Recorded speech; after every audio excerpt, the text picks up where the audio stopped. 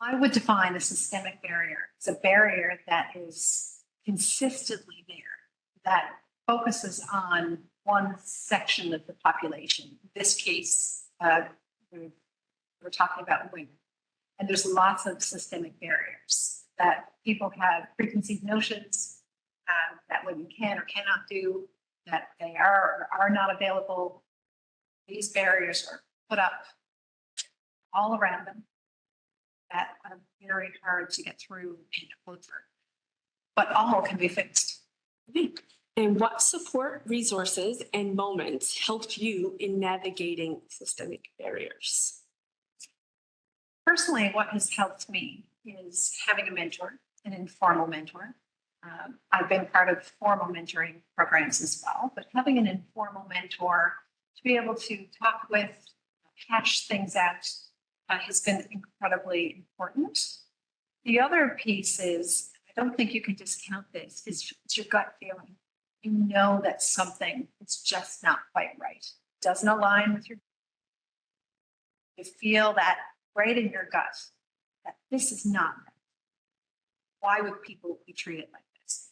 And I think you really need to react to that. You need to ask the questions. You need to get yourself into a situation, out of a situation, and pay attention to what you're feeling. And those feelings, it could be, physical feelings or something that you're thinking. I think people don't actually pay attention enough to those thoughts, and that if they did, then maybe that sort of sends the body sense up and awake, and then we can move on from there to ask the right question. And what are some skills and qualities of a good leader? What do women leaders bring to the table? Women leaders bring a lot to the table. We typically have very high emotional IQs. So we can read people really well, but we also have an understanding. So people have lives outside of work, and women do experience that, whether they're raising children, they're teenagers, they have parents, they're in the middle of that sandwich. So there is that personal aspect. I know for myself as a woman leader, I often approach learning with a beginner's mind. I feel that that's worked really well for me, so that I don't know everything.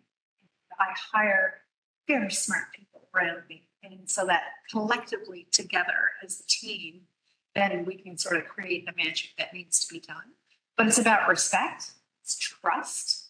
I feel that women leaders have a very good sense of being able to pull all the strings that need to come together and treat people as people with respect. And I think that's something that women can do.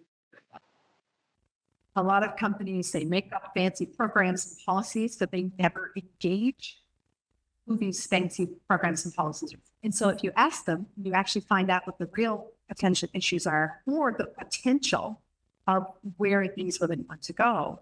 They would probably be very surprised. So engagement is key in asking people what they need and meeting them where they are.